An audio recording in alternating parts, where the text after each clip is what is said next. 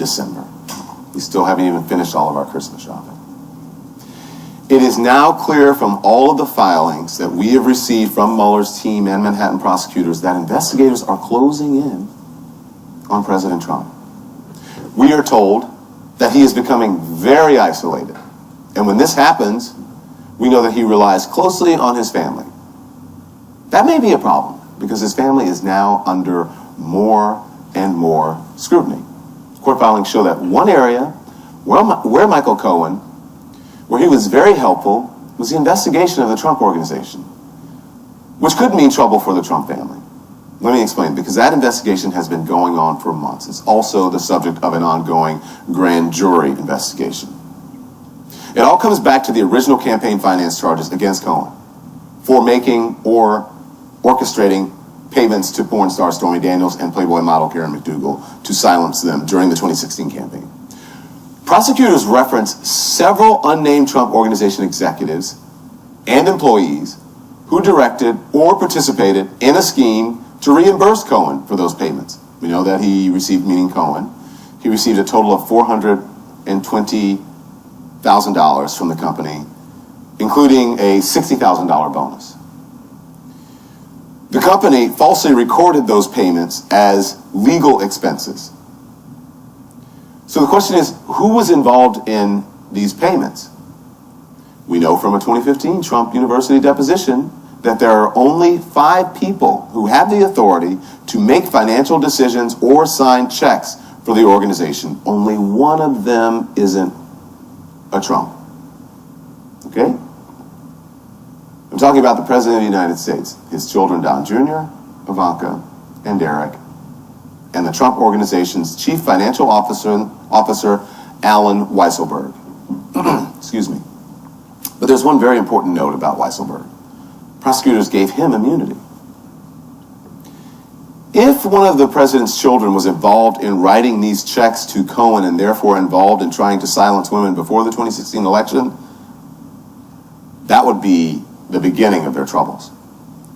So remember this list of at least 16 Trump associates who had contacts with Russia during the 2016 campaign or transition. Remember that? There it is right there. Well, Don Jr., Ivanka Trump, and Jared Kushner are all on it.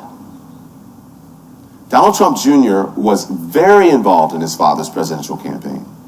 Attended the infamous June 2016 Trump Tower meeting with Russian lobbyists.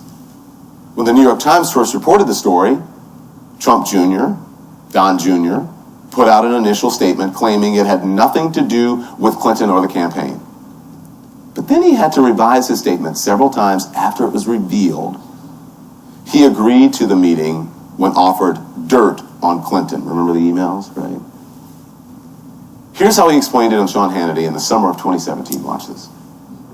Just was sort of nonsensical, inane and garbled, and then quickly went on to a story about Russian adoption and how we could possibly help. I think Jared left after a few minutes. Paul got in the phone.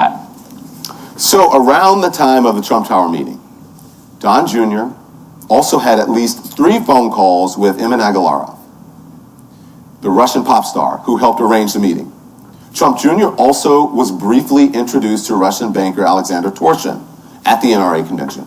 Torshin was the handler of alleged Russian spy Maria Butina.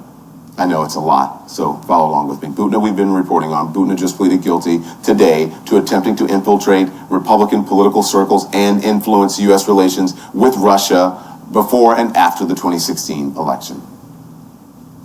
Don Jr. also met with Butina. Now to Ivanka Trump. She is, of course, a White House advisor, White House senior advisor, who always seems to be a part of the important meetings and decisions. But we know before she was in that role, Ivanka was in contact with the wife of the Russian who claimed to have influential connections and offered political synergy to Michael Cohen. Her spokesman confirmed that. She received an email and passed it along to Cohen. Ivanka was also involved in trying to build a Trump Tower in Moscow. Check out these pictures. Ivanka, Don Jr., Eric, in Russia, 2006, working towards their father's goal of eventually building in Moscow. We now know these efforts were still underway when Trump was running for president and, of course, praising Vladimir Putin any chance he got. And then just this week, a new controversy involving Ivanka Trump and her husband and fellow White House senior advisor, Jared Kushner. Yesterday, the president signed an executive order establishing the White House Opportunity and Revitalization Council designed to boost investment in low-income communities through a tax break passed last year. But there are reports that both Jared and Ivanka could make money off this program. If so, that is a major conflict of interest, considering they both pushed to get it passed. Kushner has his own contacts with Russians, of course, significant ones at that. He attended that 2016 Trump Tower meeting with Don Jr., and during the transition, he met with then Russian Ambassador Sergei Kislyak and Russian state banker Sergei Gorkov. There's also a lot of questions surrounding Kushner's ties to the Saudis. He has a close relationship with Crown Prince Mohammed bin Salman and routinely spoke with him, even after the killing of journalist Jamal Khashoggi. My colleague Van Jones asked him about that in October. What kind of advice have you given MBS in this whole situation? Just to be transparent, to be fully transparent. The world is watching. This is a very, very serious accusation in a very serious situation, and to make sure you're transparent and to take this very seriously. So we do not know. We don't know why Kushner is so close with the Crown Prince, but some Democrats want to look into it. Does it all come back to business? We don't know. But we do know President Trump's businesses have accepted a significant amount of money from the Saudi government in the past. There is still so much we don't know, but it is clear the scrutiny surrounding the president's family isn't going anywhere.